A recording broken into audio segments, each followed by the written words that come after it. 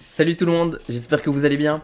Je suis content de vous retrouver cette semaine pour encore parler d'actualité, de politique, de sujets qui peuvent tous nous toucher. Et à la fin, comme vous l'avez peut-être vu dans la pub que j'ai fait, on parlera de taxes sur les robots. Ça paraît un peu mystique comme ça, mais vous allez voir, c'est très très concret.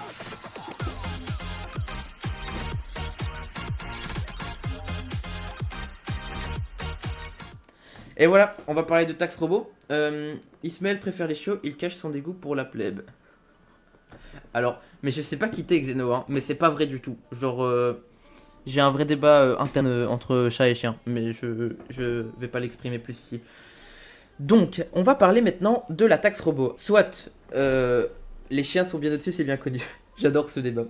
En vrai, je devrais parler de ça au lieu de parler de taxe robot, hein. C'est beaucoup plus parlant, hein. Je vois que vous êtes 16, pour tout vous dire, on parle d'actualité, en fait sur ce live on parle d'actualité politique, etc. Si ça vous intéresse, il faut follow la chaîne, c'est très intéressant, c'est juste en dessous du live, il y a un petit bouton avec un cœur, ça vous permet juste de savoir quand je suis en live.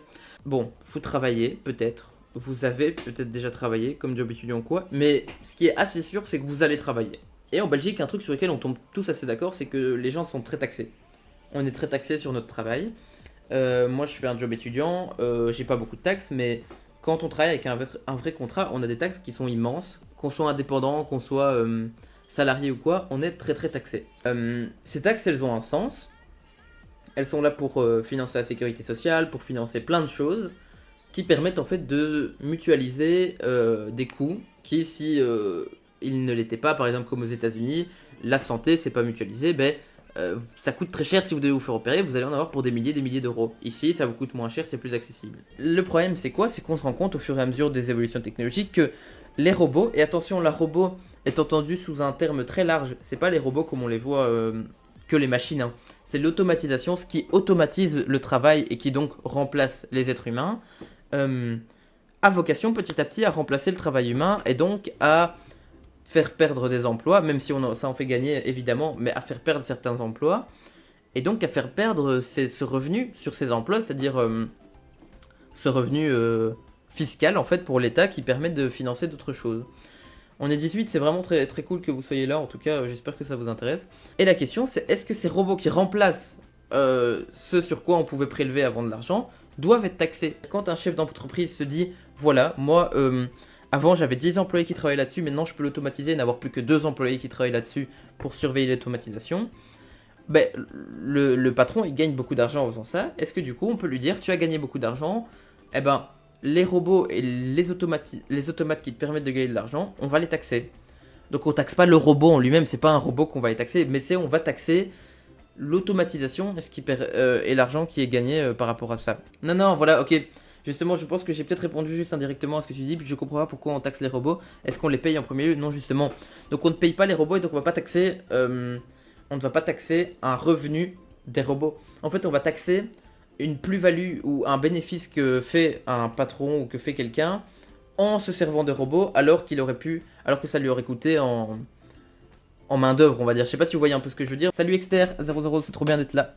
Merci d'être présent. Ah, j'ai capté, c'est bon, t'as bien expliqué. Nickel, ok, donc ça c'est expliqué. Et la question c'est, est-ce qu'aussi pour alléger la fiscalité sur le travail, donc alléger nos impôts à nous, on pourrait se dire que taxer un peu plus tous ces robots, ça peut être utile ou pas? Et le débat c'est, ouais, on est 20, c'est trop cool. On est 20, c'est très très chouette. Regardez, je vais faire une story pour dire qu'on est 20. L'idée a l'air bien, mais tu n'as pas peur que la taxe robot empêche l'amélioration de certains services, usines, labos, etc. Je préfère avoir une appendicite ici qu'aux USA perso. Vive nos acquis sociaux tout de même. Bon sang de bonsoir de tonnerre de Brest. Merci Luigi. L'entrepreneur paye aussi des taxes sur ses revenus. Quelle importance qu'il ait 10 ou 15 employés?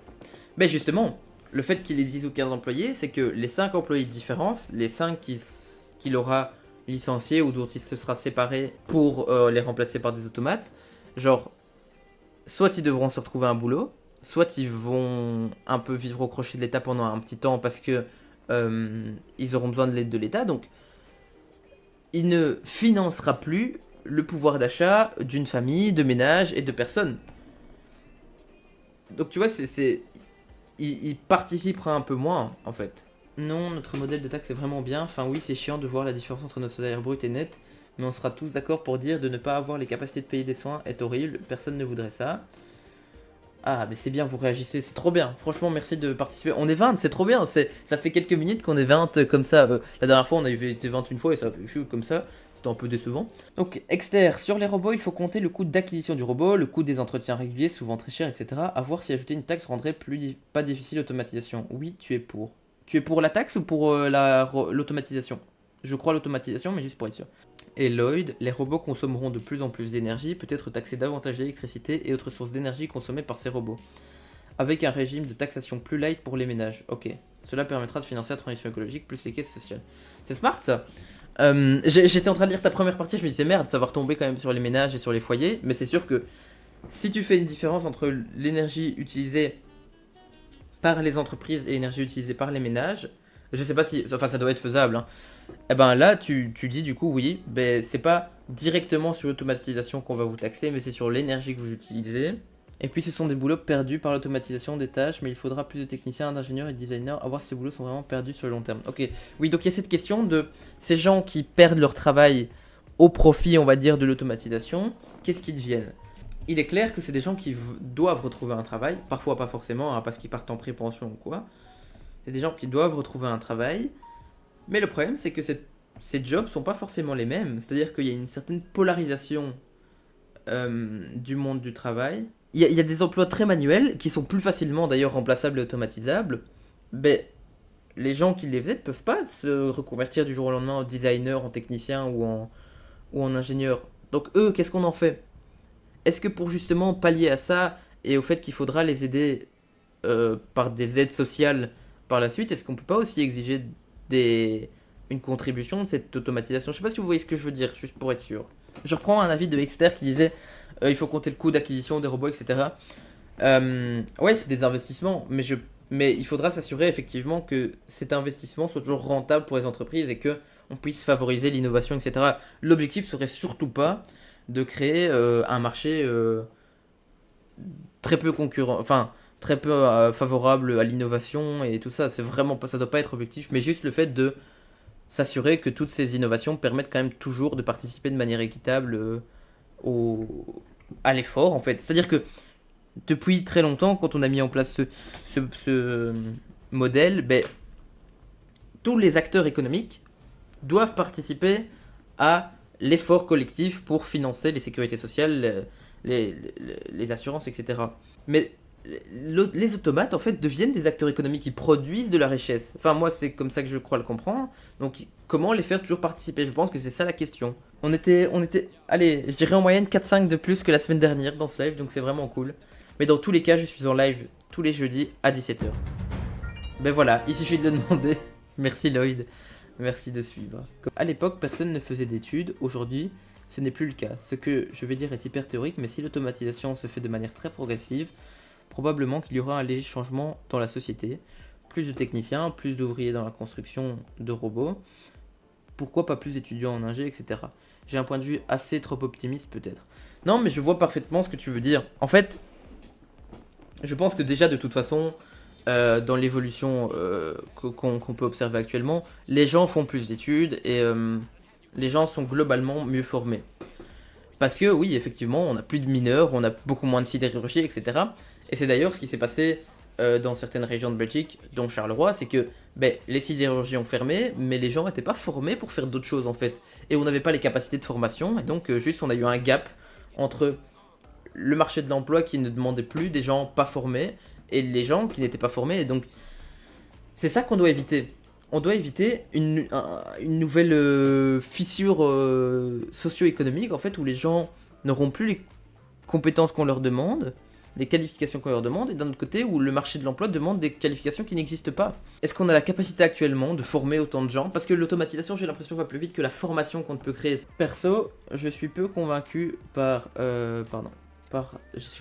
l'idée de base de taxe robot, et si vous pensez qu'il y aura plus d'ingénieurs, vous vous trompez, on est déjà en déficit d'ingénieurs partout en Europe. Putain.